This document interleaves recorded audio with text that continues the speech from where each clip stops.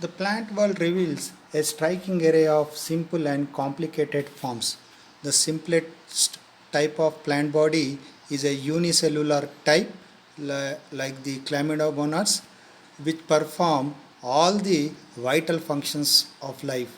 Means they grow, they prepare their own food, they undergo the metabolism, reproduces and completes its life cycle. But as we move to the higher plants, which are multicellular, there are various kinds of cells which cluster together and perform the definite functions. So, a group of similar or dissimilar cells which perform a common function and have a common origin are called as tissues.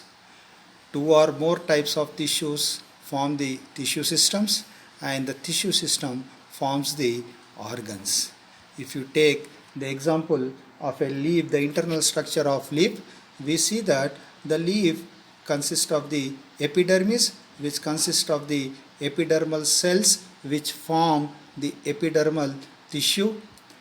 Within the epidermis, we also have the stomata. The stomata is also a tissue because it consists of the God cells and the subsidiary cells. And the epidermis also has the hair, epidermal hair. So, these different types of tissue together they form the tissue system which is called as the epidermal tissue system.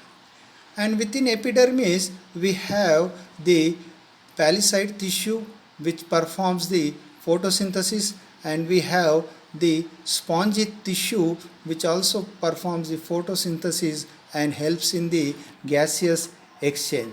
This tissue together they form the mesophyll tissue system.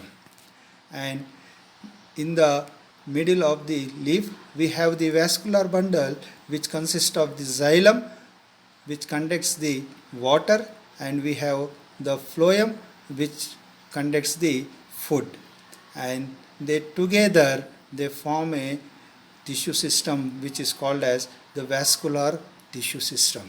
So within the leaf we have the different types of the tissue system, the epidermal tissue system, the mesophyll tissue system and the vascular tissue system.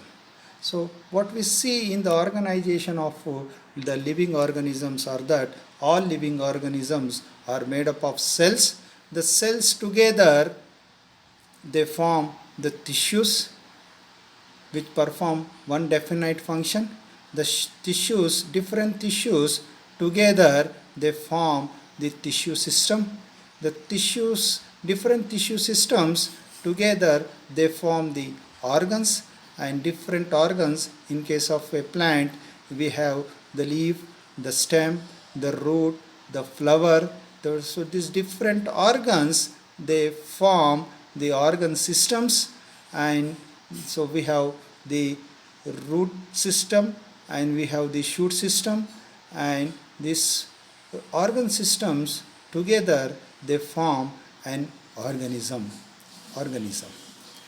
So we have learned that meristematic that there are two types of tissues, the meristematic tissue or the meristem, and the mature tissue or the permanent tissue. So in this presentation I will be discussing about the meristematic tissue or the meristem. The word meristem was coined by Nageli, and which comes from a Greek word meristos, which means division.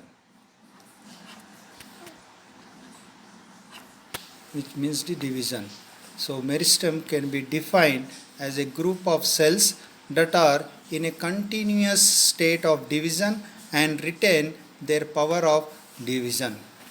As we know, all cells of plant embryo are capable of division, but with the growth of plant, this features is restricted only to certain plant parts. Such embryonic regions of unlimited growth and cell division are called as the meristem or the meristematic tissue. The meristems are found on the stem apices, on the root apices, on the leaf primordia, and on the vascular cambium. The chief characteristics of the cells that comprise meristem tissue are all the cells are living and they have thin cell walls, and the cell wall is mostly made up of the cellulose. The cells may be round, oval, polygonal or rectangular, means the cells have the different shapes. There are no intercellular spaces between the cells. The cells have abundant protoplasm and they have a large nuclei, and mostly they are uninucleate. The vacuoles may mostly are absent, but when they are present they are very very small. The cells that forms the meristem do not store the reserve food, as they are always in active state of metabolism. Now, various systems of classifying meristems have been proposed by different eminent workers. The meristems can be classified on basis of origin and development of initiating cells, the plane of divisions, the functions and position in the plant body. So first we will discuss the classification of the meristem based on the origin and development of the initiating cells. So based on this, the meristems have been divided into three types. The first are the promeristems, the second are the primary meristems, and the third are the secondary meristems. Promeristems, they form the foundations of new organs or their parts. So they are mostly the embryonic cells which continues to grow in the different parts of a plant. And primary meristem forms the fundamental parts of a plant. So they are derived from the promeristem and form the fundamental parts of a plant.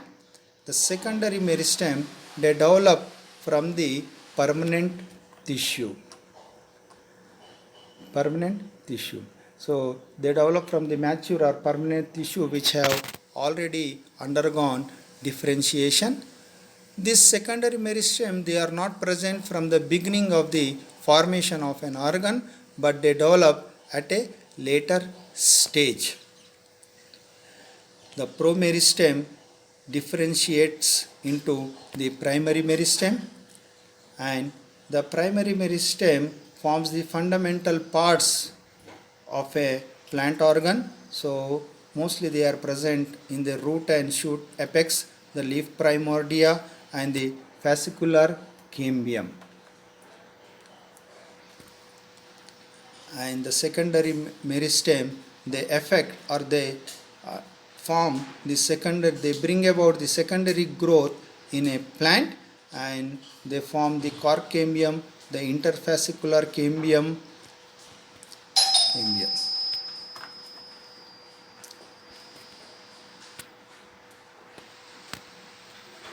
Now, the classification of the meristem based on the plane of division. So, the plane of division of cells that form the meristem is of considerable importance in determining the growth patterns. So, based on the plane of division, the meristems are again divided into the three types. The first is the rib or file meristem, the second are the plate meristem, and third are the mass meristem. The rib meristem divides by division perpendicular to the longitudinal axis of a plant organ, whereas the plate meristem they divide in anticlinal divisions, that is the divisions that are perpendicular to the surface of the particular plant organ, and the mass meristem they here the divisions they divide in all the planes. The rib or file meristem forms the cortex and the pith of the stem and cortex of the root. The plate meristem they form mostly the epidermis and the leaf blade, and the mass meristem forms the development of embryo and the endosperm. So this meristem is involved in the early development of embryo and the endosperm. So this is the division of meristem based on the plane of division. Now the division of the meristems based on their function, again they are divided into the three types. The first is the protoderm, and second is the procambium, and third is the ground meristem. The first, the protoderm, it is outermost meristematic layer of growing regions. The procambium is composed of narrow elongated meristematic cells, and whereas the ground meristem forms the precursor of the ground tissue. So the protoderm mostly forms the epidermis of a plant organ. The procambium forms the xylem and the phloem, that is the vascular tissue, and the ground meristem forms the cortex, pith, hypodermis and pericycle. So this is the classification where the protoderm based on their function, where the protoderm forms the epidermis, the procambium forms the xylem and phloem, and ground meristem forms the cortex, pith, pericycle. Now classification of meristem based on the position, again there are of three types. The first is the apical meristem, the second is the intercalary meristem, and third is the lateral meristem. The apical meristem they are present at the apex of the shoot and the root. The intercalary meristem is present in between the permanent tissues. Them in between the permanent tissue, whereas this is the intercalary meristem which is present between the permanent tissue, and the lateral meristem are present parallel to the long axis of a plant. So mostly they are present along the side of the stem. So these are the lateral meristem. So the apical meristem, as they are present at the apex of shoot and root, they forms the new cells and they add to the length of the plant. The intercalary meristem increases, they bring rapid elongation of the internodal regions. So mostly it is seen in the grasses where they bring about the elongation of the leaf and the leaf blade. And the lateral meristem they bring about the increase in the diameter of the stem and by forming the secondary tissues. Now the functions of meristem.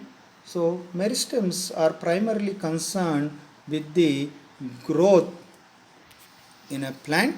So they increase in the mass or size of both of the plant body. The primary growth initiated in the apical meristems expand the plant body, increases its surface and area of contact with air and soil, and eventually produces the reproductive organ. The cambium helps in the maintenance of expanding of the body by increasing the volume of the vascular tissue, and they also form supporting and protective cells.